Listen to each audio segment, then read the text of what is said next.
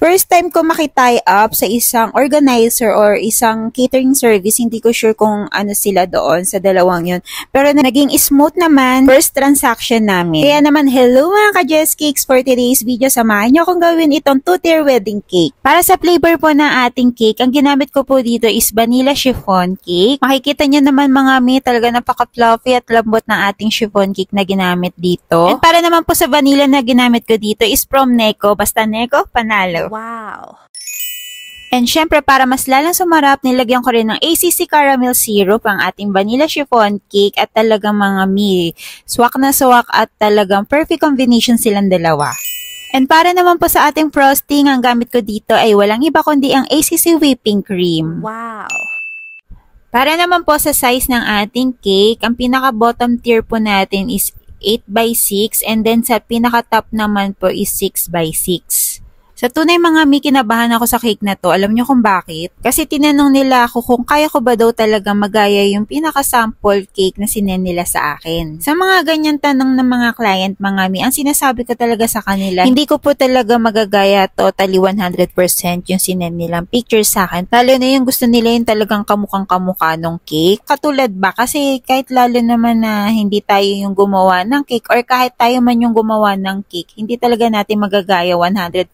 Yung same na itsura talaga ng cake. Bali, pinapaliwanag ko na lang sa client na kaya ko naman gawin yung ganong same ng peg, pero nasa 80-90% lang yung magagaya ko, hindi totally 100%.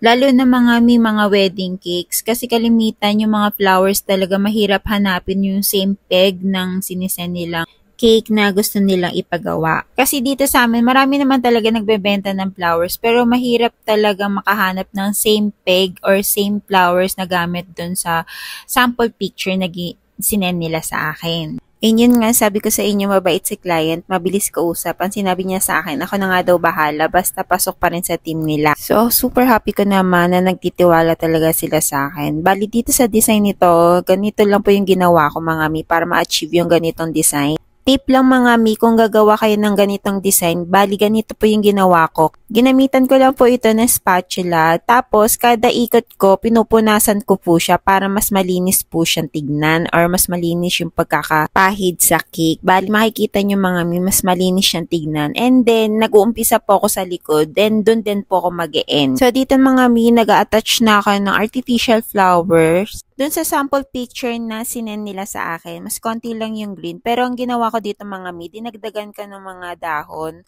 na color green. And then, kumuha rin ako ng customized topper nila na Mr. and Mrs. Bali, Nirequest kasi nila na silver yung pinaka-cake drum and then kaya ginawa ko na ring silver yung pinaka-cake toppers natin na Mr. and Mrs. So, ito na po yung final look ng ating cake. So, elegant, diba? Dito namin siya sa labas pinicturean mga mi kasi ang ganda niya talaga, as in bagay talaga siya sa mga green leaves na background. So, ito na po pala diniliver namin. Malapit lang po yung pinaka-venue nila sa amin.